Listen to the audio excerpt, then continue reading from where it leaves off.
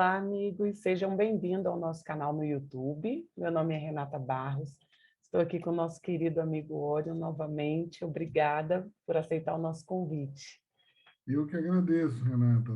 Faço os cumprimentos a toda a equipe do Celuz, na figura da Renata, que carinhosamente sempre lembra da gente para falar algumas palavras e a gente vem sempre inspirado pela luz divina, pelos espíritos do bem, levar um pouco de consolo, como hoje, o Cristo Consolador. Conte comigo sempre que vocês precisarem. Exatamente. Muito obrigada, Orion. Falará hoje sobre o Cristo Consolador, exatamente palavras que com certeza nós precisamos escutar e aprender um pouquinho mais. Falarei sobre uma mensagem Vida Feliz, ditado pelo espírito Joana de Ângeles, psicografado por Divaldo Franco, para harmonizarmos o ambiente. Vez que outra acompanha um féretro, a fim de aprofundares reflexão no fenômeno biológico da vida e no da morte. Diante da ocorrência com os outros, poderás despertar para o que te irá suceder, inevitavelmente. A eternidade é do espírito, enquanto a experiência do corpo é transitória e breve. Por esse momento, tens a sensação de que tudo está bem e será duradouro. Até quando, porém? E qual a garantia que tens a respeito do prazo que te está concedido? Então, meus irmãos, agradecemos a Jesus por mais uma oportunidade do trabalho no dia de hoje, que possamos apreender todo o conhecimento que o nosso irmão irá compartilhar conosco. Que os bons espíritos nos acompanhem. Que assim seja. Sejam todos bem-vindos a esse bate-papo. Eu costumo dizer que eu não faço palestra, quem faz palestra é Divaldo Pereira Franco. Eu, no máximo, faço um pequeno bate-papo. Sejam todos bem-vindos. Meu nome é Orion, eu sou membro do Centro Espírita Casa do Caminho, no Guará 2, na QE 28, e já estou dentro da doutrina desde o berço, graças a Deus. Nasci nele e continuo nele até o dia que Deus me deixar ainda no vaso da matéria. Bom, é um tema muito interessante, muito atual, o consolo, sobretudo pelos dias pelos quais estamos passando, né? Estamos passando por algumas turbulências que a nossa geração não viu. A primeira foi essa pandemia gigantesca pela qual passamos, que a última que teve em proporções mundiais foi a de 1918, né? A gripe espanhola, que vitimou o nosso querido Eurípides Barçanufo. Ele desencarna em 1918 em função dela. E se não fosse só isso, já emendamos com esse temor de uma terceira guerra lá no leste europeu, na Rússia. Então, é um tema que nos traz sempre uma esperança, sobretudo nesses momentos. E o que me inspirou a fazer essa palestra, a abordar esse tema, foi uma palestra que eu assisti de um evangélico, de um pastor evangélico. E eu quero deixar bem claro que o objetivo aqui não é comparar, não é criticar, não é dizer quem está certo, quem está errado, em absoluto. Jesus jamais fez isso e um bom espírita jamais fará isso. Porque não foi assim que Jesus ensinou e não é assim que nós agimos. Mas o teor da palestra me chamou tanta atenção, eu fiquei tão impressionado com o conteúdo que eu falei, vou falar sobre isso. Na verdade, não é sobre a palestra do pastor que eu vou falar, é porque a palestra dele foi sobre o Apocalipse de João. O Apocalipse é um livro que está na Bíblia. E quem não leu, eu aconselho a ler, aquele livro é ótimo. O João, o João é um cara assim, acima do tempo, não é à toa que voltou como São Francisco de Assis, né? São Francisco de Assis é João reencarnado. Olha que nós não estamos falando do Orion, nós estamos falando de São Francisco de Assis. O Apocalipse, resumidamente, bem rapidinho, ele vai falar assim, o João é levado para uma reunião no céu, está lá com um bando de anjos, um bando de mentores e espíritos extremamente elevados, e tinham 7 selos, 7 trombetas e 7 cálices. Cada um desses representa um tormento na terra. E todo o Apocalipse ele vai girar em torno de uma suposta ira divina, uma transformação de tudo através de um terror muito grande que vai acontecer na humanidade e vai transformar todo o orbe, mas sempre com base numa ira divina, num castigo divino. É Deus trazendo castigos de todas as naturezas para o homem, sobretudo para aqueles que não aceitaram Jesus como o Salvador, né? Aquele que veio para nos livrar dos pecados. E aí eu fui assistindo, né? Aí chega lá uma hora, no 4º selo, 1/3 da humanidade morre. Eu falei, vixe Maria, 1/3 assim de cara já morreu. Então, lendo lá o Apocalipse, vai ver que quando ele abriu quando ele quebrar o 4º selo, 1/3 da humanidade morre. E vem fogo, e vem meteoro, e vem praga, vem doença, vem de tudo. Aí alguém faz uma pergunta lá para ele, fala, mas pastor, se Deus é todo amor, se Deus é todo justo, todo bom, por que tanta maldade? Por que tanta destruição? Maldade não. Por que tanta destruição? Por que tanta catástrofe? Por que tanto sofrimento? Aí ele fala, bom, Deus é justo, Deus é amor, Deus é tudo isso, mas Deus é muito justo. E ele odeia o pecador. Então, esses castigos são para aqueles que pecaram e que não aceitaram Jesus como o seu Salvador. É um pensamento que tem que ser respeitado, mas vamos seguir a nossa linha de raciocínio para ver onde é que a gente chega. Daí vai abrindo os selos. Jesus vai quebrando os selos e cada vez que ele quebra um selo, alguma coisa acontece. Daí, no 7º selo, ele avisa que vão vir 7 trombetas. As trombetas começam a tocar.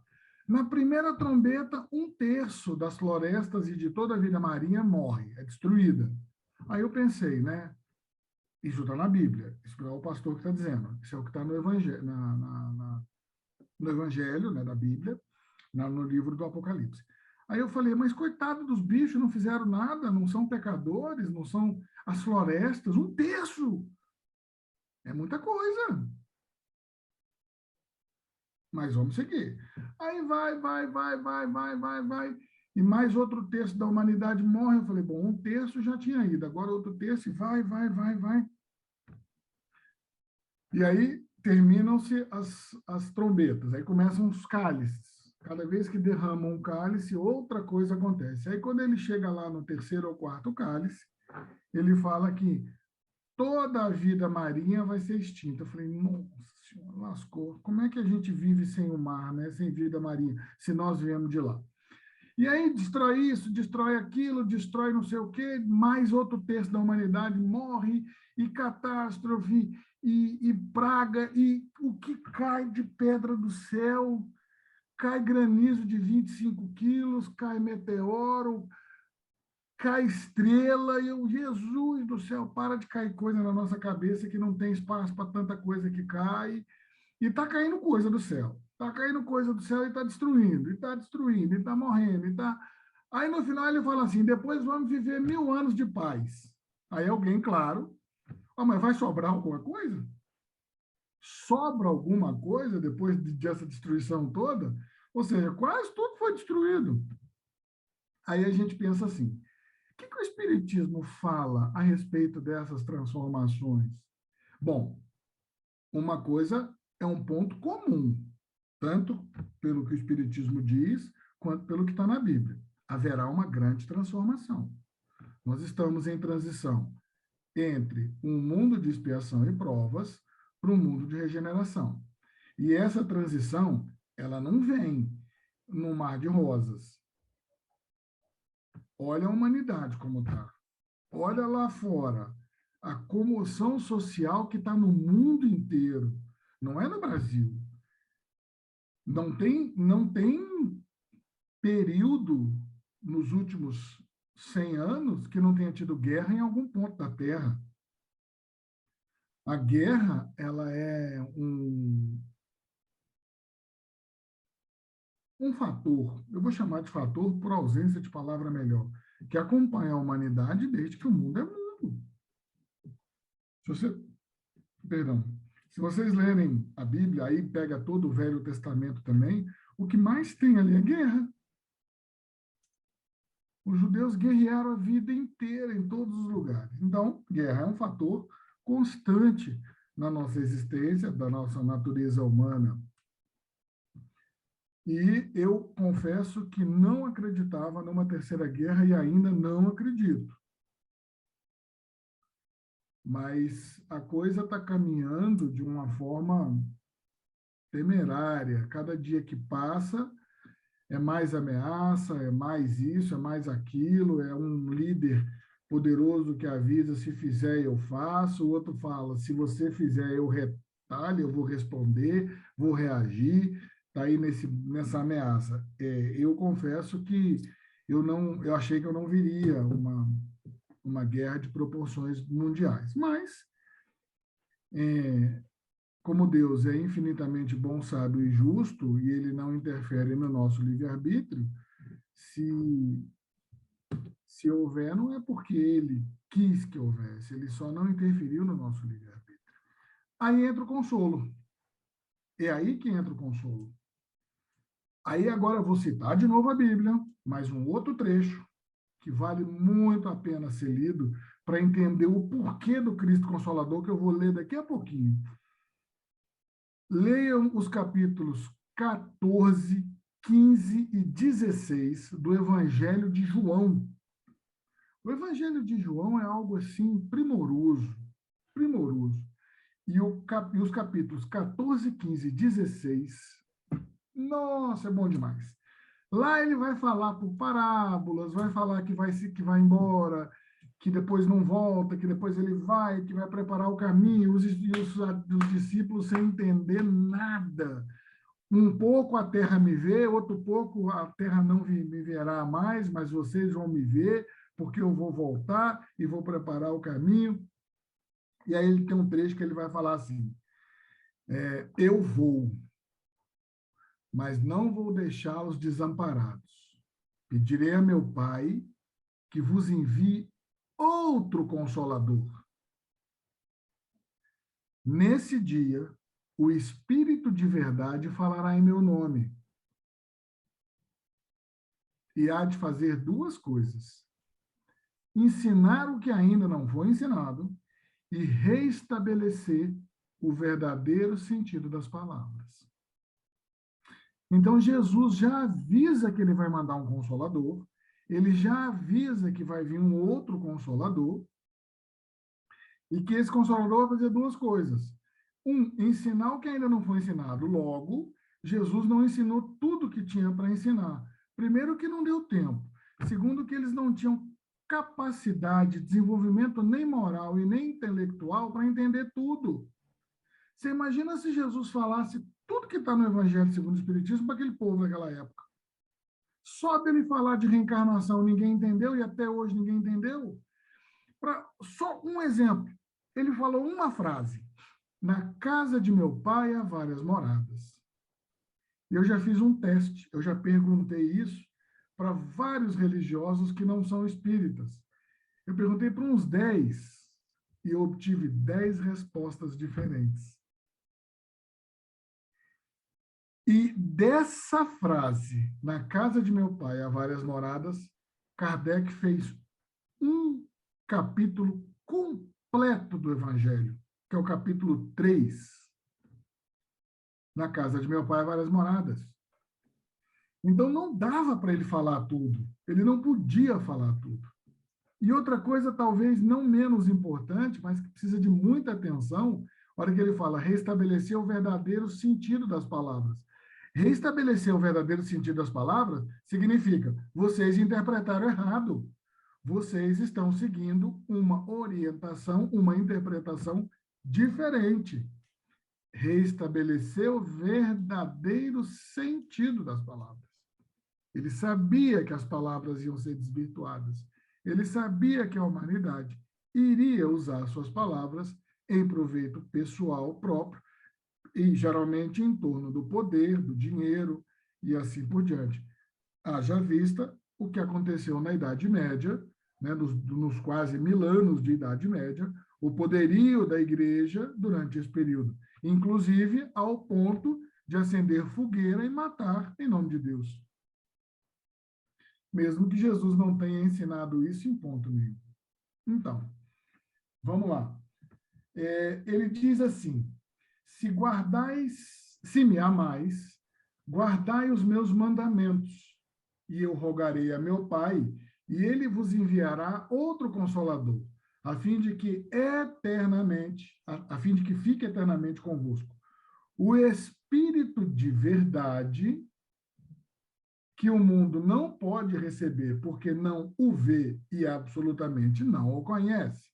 Mas, quanto a vós, conhecê-lo-eis, porque ficará convosco, estará em vós. Porém, o Consolador, que é o Santo Espírito, que meu Pai enviará em meu nome, vos ensinará todas as coisas e vos fará recordar tudo que vos tenho dito.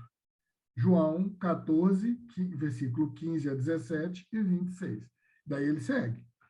Então, não é à toa que Kardec, quando começa a codificar o Espiritismo, o Espírito de Verdade fala, vim trazer o Consolador. Olha aí, 2000 anos quase depois, 1857 anos depois, a profecia de Jesus, que não é profecia, Jesus não era um profeta, era um espírito de luz, um espírito puro, sabia o que ia acontecer, avisou. Em tal época eu volto para continuar, mas volto em espírito. Neste dia, o Santo Espírito. Algumas Bíblias, algumas traduções invertem essa palavra e colocam Espírito Santo, o que muda o sentido. Santo Espírito é diferente de Espírito Santo. Beleza? Vamos seguir. Aí ele vai falar, Jesus promete outro Consolador, o Espírito de verdade, que o mundo ainda não conhece, mas que um dia o verá. Aí chega um trecho lá que ele vai dizer assim, ó, essas palavras são do Cristo, embora haja uma controvérsia, sobretudo com as confederações e as federações, se o Espírito de verdade seria ou não Jesus. Não vou entrar nessa polêmica, porque na minha visão é, então eu respeito quem pensa o contrário. Mas ele vai dizer assim, ó, venho como outrora aos transviados filhos de Israel, trazer-vos a verdade e dissipar as trevas. Escutai-me. O Espiritismo, como fez antigamente a minha palavra, tem de lembrar aos incrédulos que acima deles reina a imutável verdade. O Deus bom, o Deus grande, que faz germinem as plantas e se levantem as ondas. Revelei a doutrina divinal. Como um ceifeiro, reuni em feixes o bem esparso no seio da humanidade, e disse, vinde a mim, todos vós que sofreis. Vinde a mim, todos vós que sofreis. Mas ingratos os homens afastaram-se do caminho reto e largo que conduz ao reino do meu Pai, e enveredaram pelas ásperas sendas da impiedade.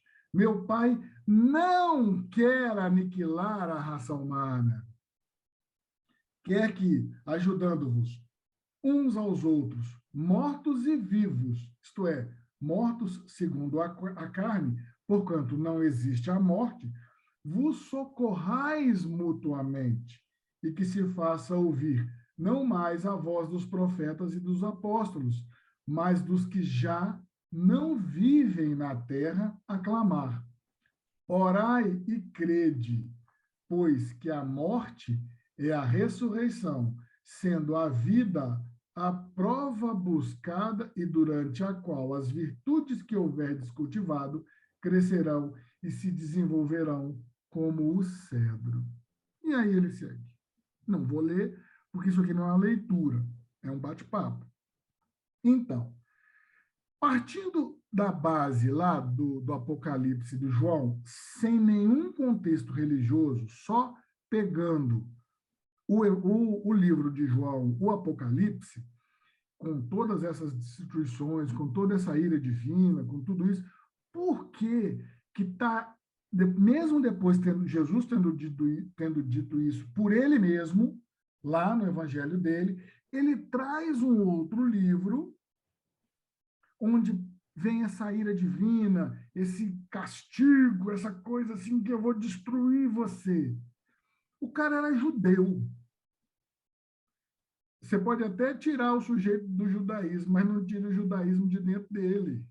O cara era judeu, ele cresceu nisso. Não tem como transformar uma mente assim, sabe? Ainda mais depois que Jesus foi embora. E qual é o princípio lá de Moisés? Um Deus cruel, vingativo, que se você pisar fora da linha, ele vai te destruir, ele vai acabar com você, ele vai te aniquilar, ele vai trazer todo tipo de maldição, de ira, de vingança, se você não cumprir fielmente com o que ele determina. Isso é o pensamento mosaico. Moisés foi 1850 anos, não, desculpa, 1500 anos aproximadamente antes de Jesus. Isso é muito tempo, num contexto completamente adverso, depois de 400 anos de escravidão. Gente, 400 anos de escravidão é muita coisa. Os caras ficaram escravos quase que o tempo que nós, Brasil, temos de vida, de existência. O Brasil tem pouco mais de 500 anos de existência, de vida. Os caras ficaram escravos 400 anos. Isso muda a cabeça de qualquer um. Se não tivesse um orientador, um coordenador a pulso forte, que nem dizia meu avô, no chicote e na espora, talvez esse povo tivesse se perdido no mundo e a unidade judaica tivesse se desfacelado. Lembrem-se, ao tempo do Cristo, qual era o povo monoteísta? Que eu lembre, só eles. O resto tudo era politeísta. Então, por que ele vai falar desse Deus? Porque o cara era judeu e ele tinha essa formação, ele tinha isso dentro dele, desse Deus que vinga, esse Deus que mata. Mas, bom, sabemos que estamos passando por uma dificuldade grande. Isso é fato, presente. Veio uma pandemia e estamos na iminência de uma possível guerra. Isso é castigo de Deus? Não. Isso é ira divina? Não pode. Um ser infinitamente bom, sábio e justo não pode nutrir dentro de si ira. Não existe isso. Ele não seria infinitamente bom. Teria um pouco de raiva, de maldade ou de qualquer outra coisa dentro dele. Então, não é ira divina. Por que isso aconteceu? Sinceramente, eu não sei. Guerra é fruto do livre-arbítrio humano. A pandemia, partindo do pressuposto que não foi algo manipulado em laboratório com interesses escusos, que é algo que vem exclusivamente da natureza, não sei por quê, mas eu afirmo que não é a ira divina. Passando por essas dificuldades, só nos resta acreditarmos e nos apegarmos nessa frase que Jesus deixa: vinde a mim todos vós que sofreis. Vinde a mim todos vós que sofreis, eu vos aliviarei. Leve ao meu fardo, suave ao meu jugo. Eu sou o caminho, a verdade e a vida. Ninguém vai ao Pai senão por mim. Eu sou o caminho porque sou o único dentre vós que percorreu todo o processo evolutivo. Sou a verdade porque o que eu digo, eu não digo de mim. Não é meu pensamento. Eu só transmito a vontade do meu Pai que está nos céus. Sou a vida porque eu venci o mundo, superei suas tentações. Eu venci a carne, eu venci a matéria. Essas palavras são dele. Isso, para nós, traz um consolo imenso, porque, embora eu não saiba o que vem pela frente, eu tenho 2 pontos, 2 âncoras que me alicerçam o caminhar. Um é saber que Deus está no comando. Nada acontece sem a permissão divina. Não tem o brocardo que diz que não cai uma folha sem que haja permissão divina? Então, tudo que nós estamos passando no momento tem a permissão divina. Ele não vai interferir no nosso livre-arbítrio. Segundo, eu tenho um consolo, eu tenho a quem pedir socorro. Vinde a mim todos vós. Porque o objetivo dessa transformação é simplesmente tirar a Terra do seu segundo estágio e colocá-la num terceiro estágio por um motivo muito simples. A única certeza inexorável do universo é o progresso. Progresso não é uma opção. Progresso é uma fatalidade. Aliás, a única fatalidade do universo. Por mais que o espírito endurecido, recalcitrante, fique, eu quero continuar, a espiritualidade vai deixar ele 1, 2, 3, 4, 5, 10, 15, 20 mil anos parado nos seus ideais. Mas chega uma hora que eles vão falar, chega, bicho, já te dei tempo demais, vamos embora. E vai empurrar esse irmão, quer ele queira, quer ele não queira. Porque o progresso é contínuo, fatal, e o espírito não retrograda. Não há retrocesso. Você pode estagnar na marcha evolutiva, mas você não involui. Então, esse, na minha visão, é um dos grandes trunfos do espiritismo. Por isso que ele fala, o espiritismo hoje vem como outrora eu falei. Acreditem, antigamente tinha os profetas, hoje nós temos os desencarnados. Só Chico tem 412 livros. Faça uma conta comigo bem rápida. Um ano tem 52 semanas, correto? Correto. Divide 365 por 7, dá 52 dias. Mas 52. Então, se eu ler um livro por semana, no final do ano, eu li 52 livros, correto? Correto. 1, 2, 3, 4, 5, 6, 7. Ao final do ano, eu chegarei no final do ano tendo lido 52 livros. Se eu fizer isso por 10 anos, eu vou ter lido 520 livros. Correto? Correto. 52 vezes 10, 520. Só Divaldo Pereira Franco e Chico Xavier têm mais de 600 livros. Em 10 anos, nós não conseguimos esgotar 2 autores. E quem consegue manter um ritmo frenético de ler um livro por semana durante 10 anos? Não é fácil, não. Você lê um livro por semana religiosamente, você tem que ter uma disciplina e tempo para isso. Porque ler por ler não resolve. Você tem que ler, refletir, meditar, entender o que você está lendo. Então, não é o volume, não é a quantidade, é a qualidade da leitura que importa. Ou seja, nós temos tanta informação, que nós nos amparamos na Bíblia, por exemplo, no Apocalipse que eu citei, muito mais como fonte inspiradora para que a gente faça um paralelo com a doutrina. E aí a gente vê o tanto que nós temos um consolador nas mãos. O Espiritismo não vai falar em tragédia, o Espiritismo não vai falar em catástrofes, não vai falar em ira divina, não vai morrer assim. Claro, tem o degredo, e Bassanufo não. Humberto de Campos.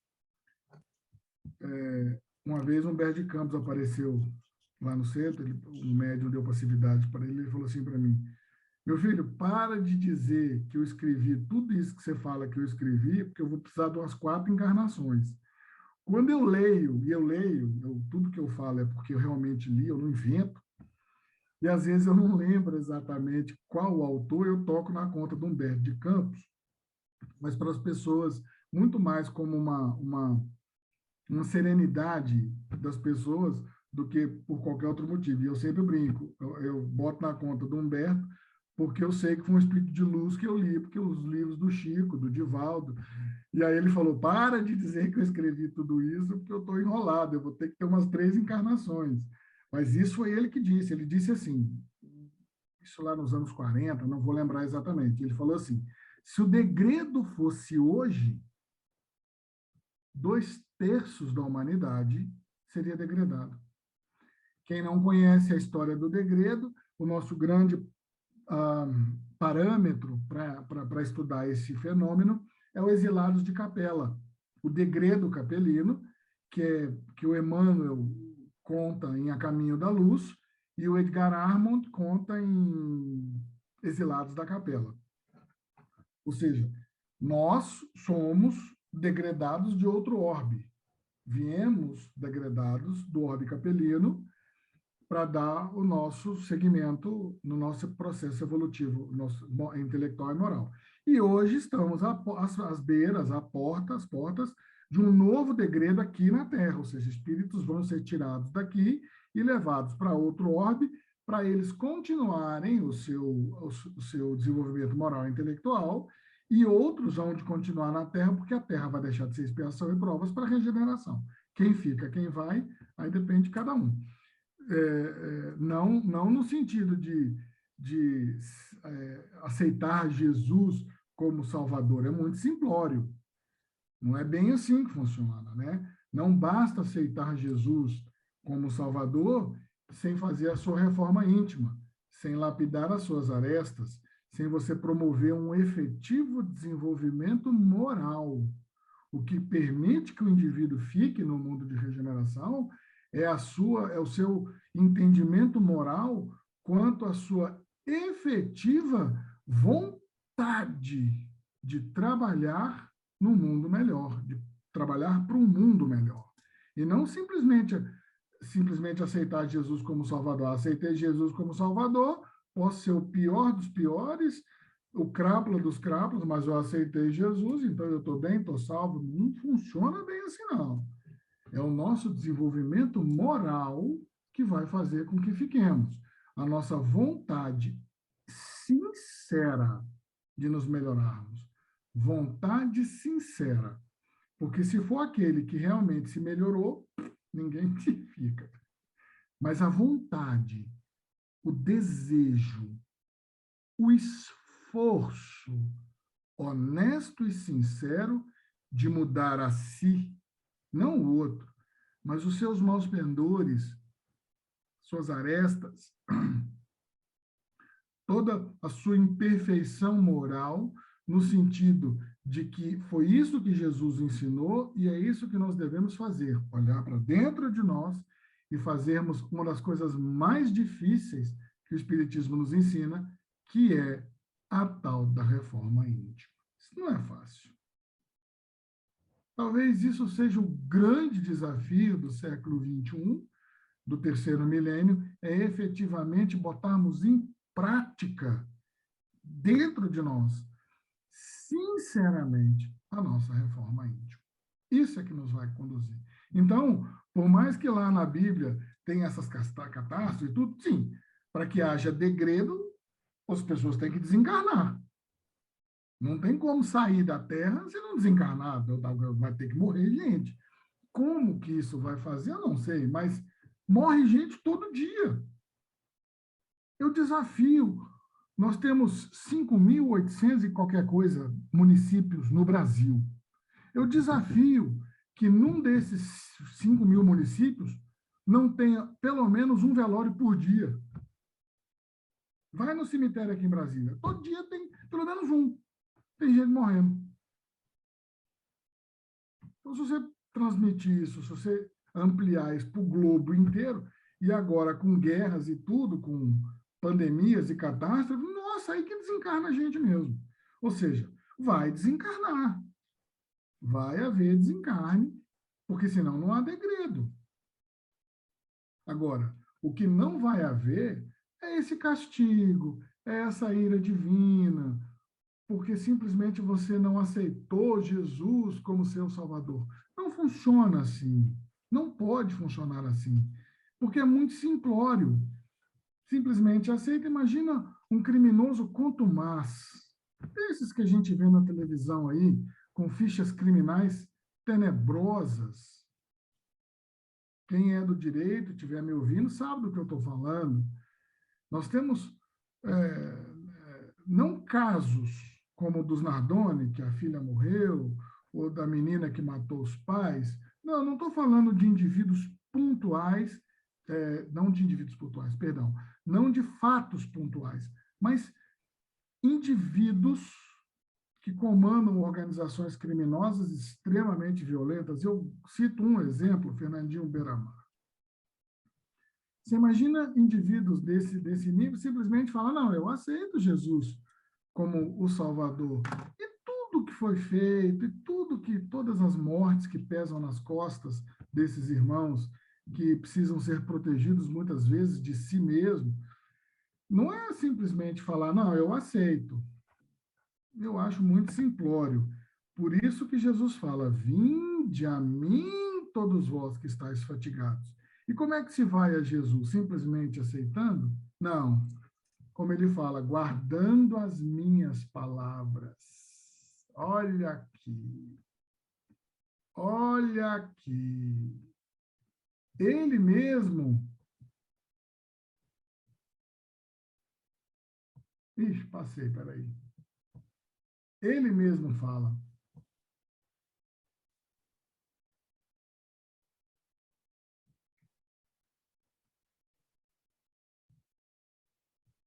Ah, perdi. Ele fala assim, aquele que me ama e guarda as minhas palavras. Isso é fazer a reforma íntima. Guardar as palavras. Se me amais, guardai os meus mandamentos. Ele não disse, acredite que eu sou o Salvador, que você está bem na fita. Não é isso que está escrito. O que está escrito é, se me amais, guardai os meus mandamentos. É óbvio que nós não podemos interpretar ao pé da letra. Não é isso que ele quer. Qual é a mensagem que está por trás disso? Se esforcem para ser bons cristãos.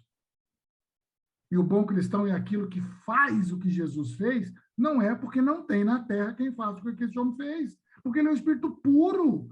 Nós somos expiação e provas entre nós e eles. E ele tem uma eternidade de evolução. Não tem como a gente fazer o que ele fez, porque ele é um espírito puro. É você querer que uma criança que está sendo alfabetizada faça algo que um PhD faz, que um Einstein faz. Não tem como.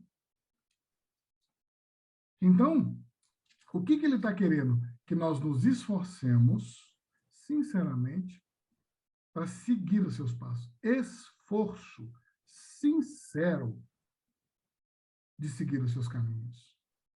E não simplesmente praticar as suas ações, mas um esforço sincero. Guardai os meus mandamentos. Ele só nos deu 2. Ele resume os 10 em 2. Amai a Deus sobre todas as coisas e o próximo como a ti mesmo. Já se vão 2000 anos e nós estamos às beiras, às portas de uma terceira guerra. Se ele só deixou 2 e um dos 2 a gente nem faz até hoje, imagina se ele tivesse deixado 10. Estava todo mundo no fogo do inferno. Estava todo mundo condenado, como dizia meu avô, ao quinto dos infernos. Se com 2 a gente já peca em 50%, não conseguimos amar ao próximo como a nós mesmos. Olha aí. Olha tanta miséria que tem na Terra. Não tem. Vai num grande centro. Aqui em Brasília, vai num grande centro, setor comercial, rodoviária.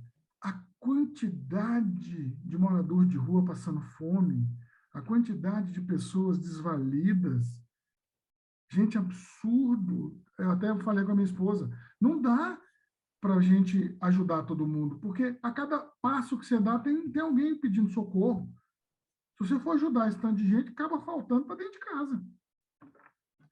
Então, o que ele está nos querendo, o que ele está nos convidando a fazer é isso, é olharmos para dentro de nós, fazermos a nossa reforma íntima. Não existe consolo maior do que isso. Para momentos de crise, de drama que nós estamos vivendo.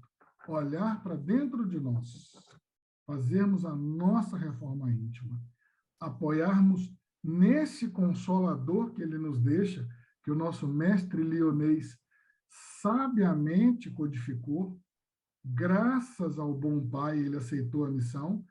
Eu sugiro que leiam um livro, Obras Póstumas, que seria um sexto livro de Kardec, mas não é, porque ele já tinha morrido, Obras Póstumas. Mas é um livro que foi escrito com base na compilação de psicografias que ele deixou, que ele, no momento, não quis ou foi orientado a não publicar. E aí, 10 anos depois da morte dele, acharam essa caixa lá e fizeram Obras Póstumas. E lá ele vai dizer, vai explicar quando que ele aceita a missão, por que ele aceita a missão, tudo isso. Então, graças a Deus, Kardec codifica esse Consolador e nos lega tudo isso. A partir dele, todo o mundo espiritual se discutir na nossa frente. Toda a literatura espírita, os profetas viraram os espíritos. Olha quanto livro, Joana de Ângeles, André Luiz, Eurípides Barçanufo, Humberto de Campos, Camilo Castelo Branco, e eu ia ficar aqui a manhã inteira citando espíritos, já num padrão bem adiantado, que nos legou um escrito através de um médium. Eu não sei quanto a vocês, mas para mim não tem consolo melhor. Eu poder pegar um livro e ver o que um irmão passou. A série romana do Emmanuel, por exemplo, a Renúncia, toda a série do André, e Humberto com Lázaro Redivivo, Boa Nova, Brasil, Coração do Mundo, Pátria do Evangelho, são clássicos que só nós do Espiritismo temos porque acreditamos, porque todo mundo está, isso aí qualquer um pode comprar. Mas a maioria das pessoas não acreditam, acha que Chico Xavier ou é charlatão ou era Pinel da cabeça. Não, a gente respeita, não vamos impor.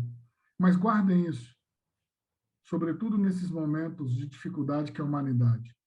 Se segurem nesse Consolador, façam desse Consolador uma âncora, um porto seguro, não só na mente, mas no coração.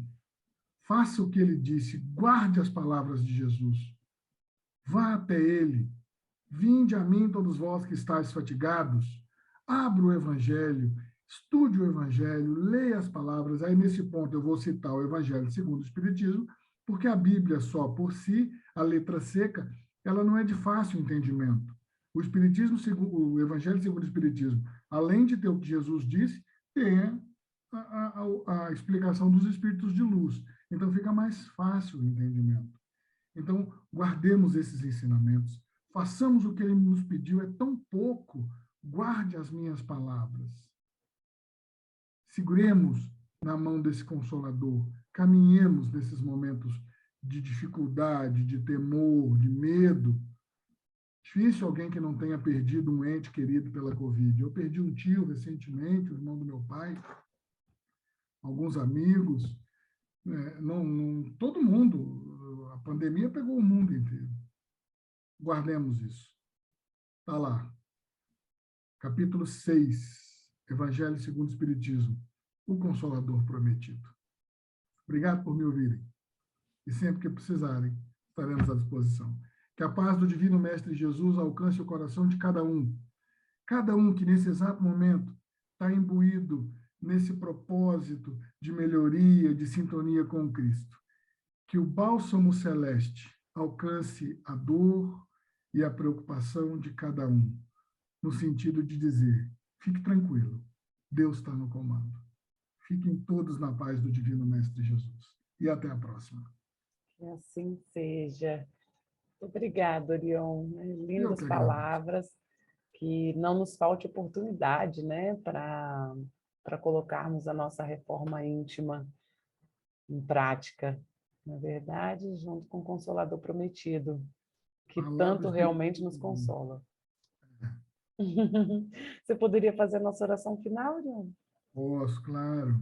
Ótimo. Vamos fechar os nossos olhos, elevar o nosso pensamento a Deus, rogando ao Pai Maior toda a proteção e todo o amparo, que esse influxo de luz e de energia envolva todo o nosso orbe terrestre e alcance o coração daqueles poderosos que dominam, que têm o poder em suas mãos, em todas as matizes, em todas as vertentes, para que aquele que esteja desamparado, que esteja ao léu, à margem de todo esse sistema, não fique desamparado e não morra à míngua.